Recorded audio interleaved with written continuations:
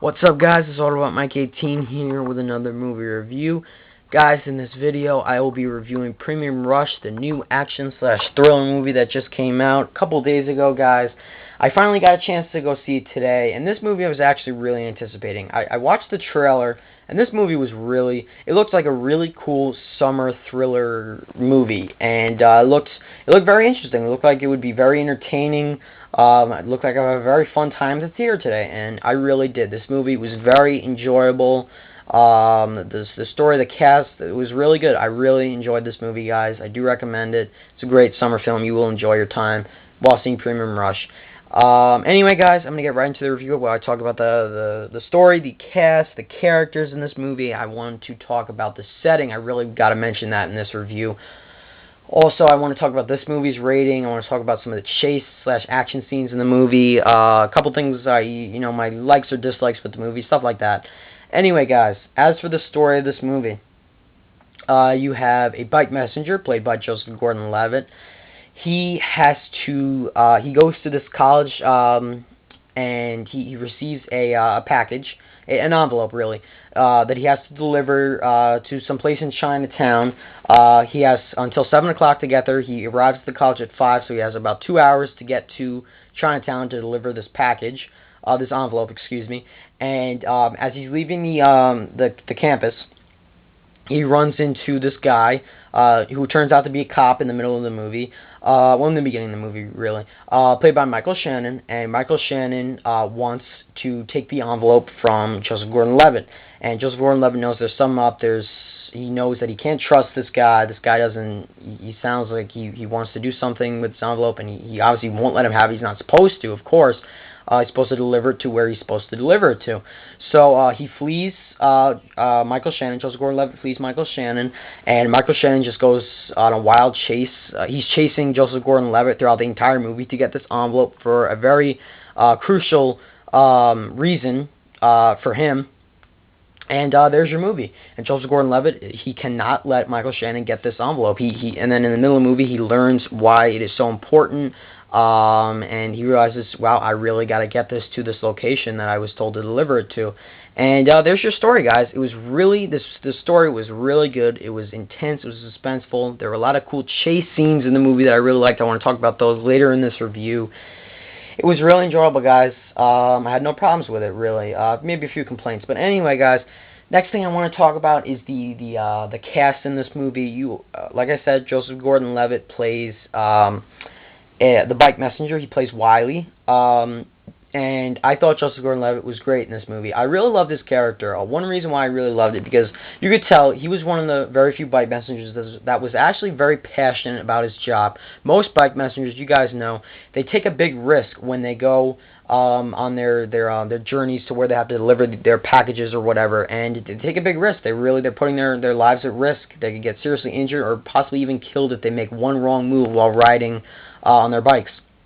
And Joseph Gordon-Levitt, definitely, he's passionate about it. He really loves his job, unlike some other bike messengers out there, and that's something I really liked about his character. And Joseph Gordon-Levitt was perfect in this movie.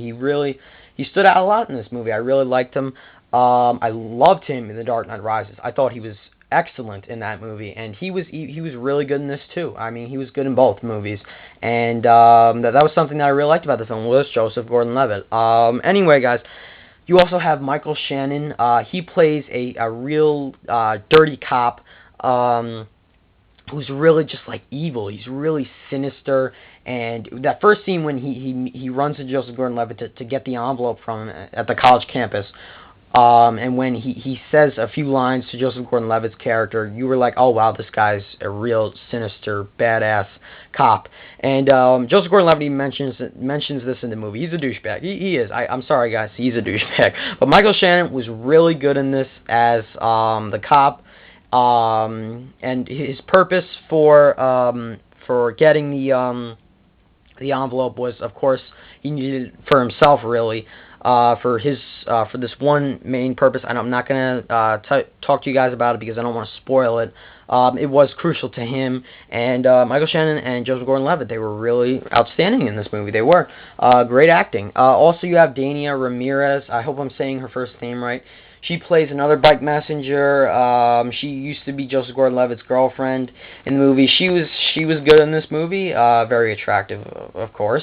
She was in the movie a lot more than I thought she would be, which is good. Also, you have Jamie Chung is in this movie. She plays that girl that gives Joseph Gordon-Levitt the envelope. And when I first saw the trailer and I saw her that she was going to be in the movie, I said, you know what? She's really not going to be in this movie too much. But actually, she was in the movie a lot. She's a roommate to Dania Ramirez's character. They're both roommates in the beginning of the movie, and she was actually really important in the movie. I was surprised. She was good in The Hangover Part 2. Really, nothing stood out about her in The Hangover Part 2 or in Grown Ups. I've seen her in those two movies. And that's pretty much the whole cast, guys. There's really nothing more to talk about for the rest of the cast. That's your real main cast right there. I really had no problems with it. I thought that all the acting was really good. No big complaints with the acting or any of the characters, really. Also, next thing I gotta talk about is the setting of this movie. This movie is set in New York City. And I don't know about you guys.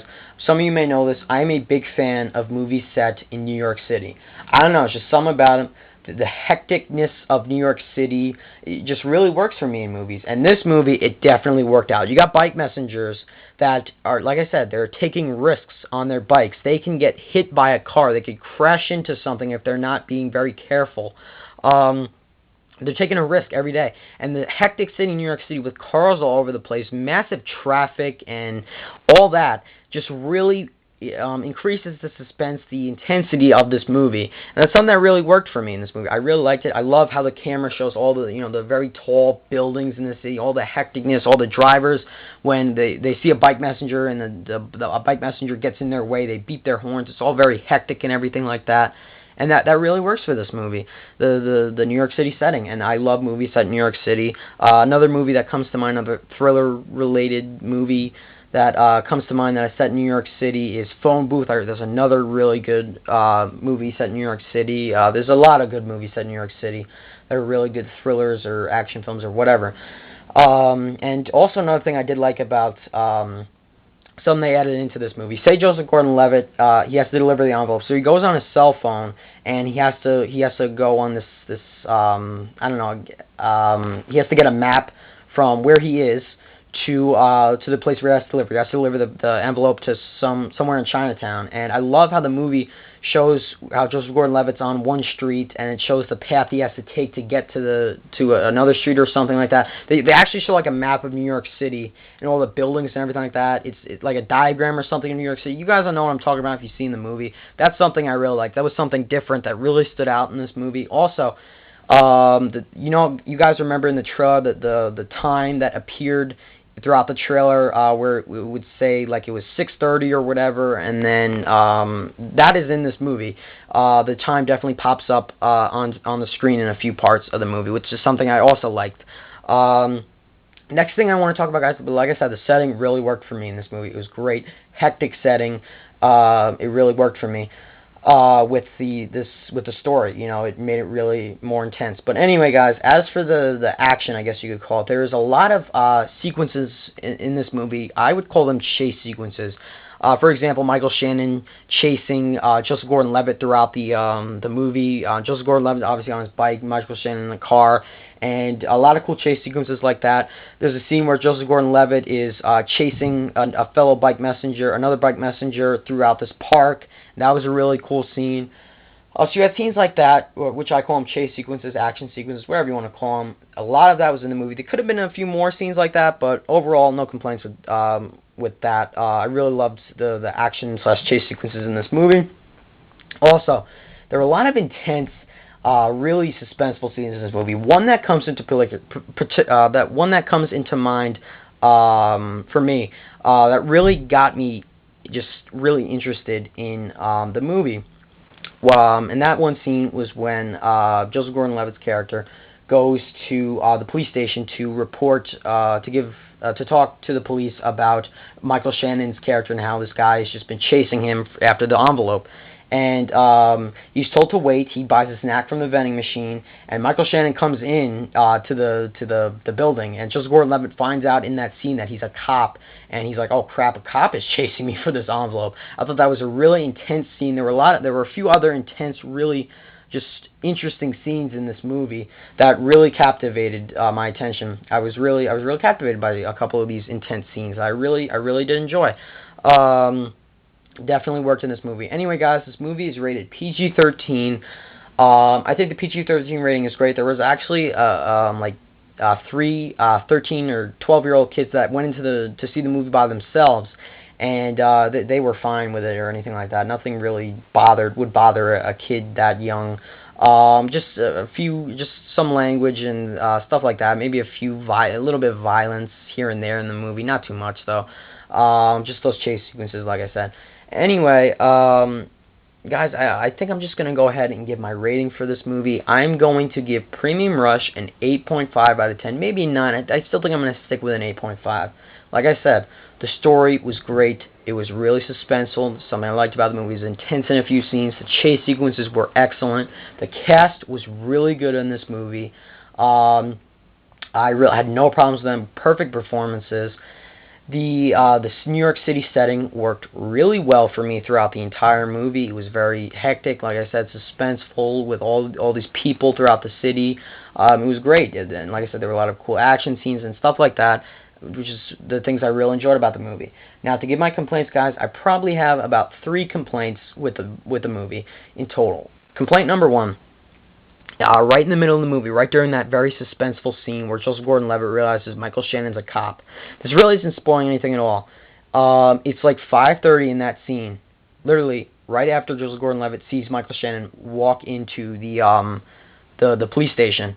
The time goes from 5:30, it backtracks all the way to 3 o'clock, and then the story picks up with Michael Shannon. It shows Michael Shannon and how he got to be involved with this situation with Joseph Gordon-Levitt and why he wants the envelope. So that is revealed right during one of the most intense scenes of the movie, and that really kind of disappointed me. That happens twice, where like these like flashback things, that's what I call them, flashbacks, where it goes from like 5:30 to like 3 o'clock.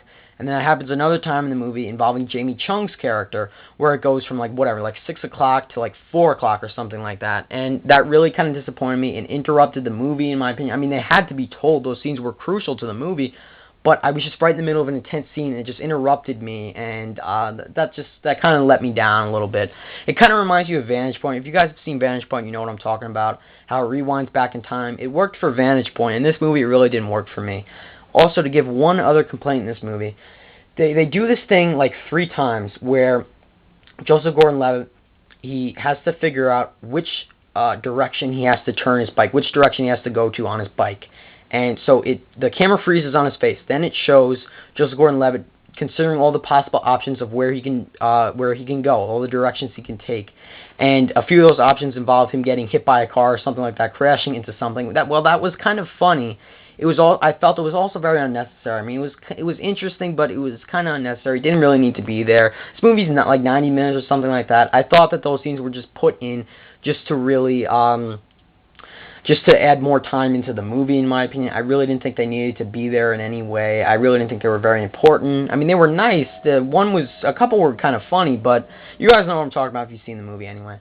But, and my final complaint is a couple of the other bike messengers intervene in the end of the movie to help out Joseph Gordon-Levitt's character, and I thought that they were really kind of wasted, like in the movie. I thought they were really going to do some damage to Michael Shannon's character, and they really didn't. They really, they weren't that very useful in the movie. I mean, they were, but I thought that they would be better. I thought that they would be more, I guess, important, you could say. I thought that they would be very more crucial to the story or whatever.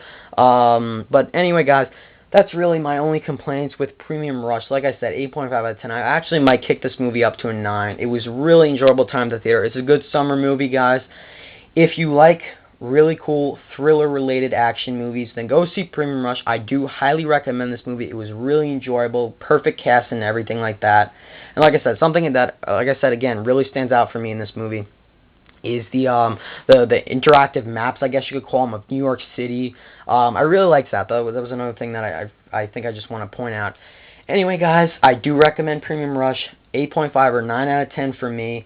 I will definitely get this movie on Blu-ray. I really would love to see this movie again. It was a great thriller. Highly recommend it. Thank you for watching this review, guys. I hope you enjoyed it, and definitely recommend you guys seeing Premium Rush. Great action/thriller. Bye, guys.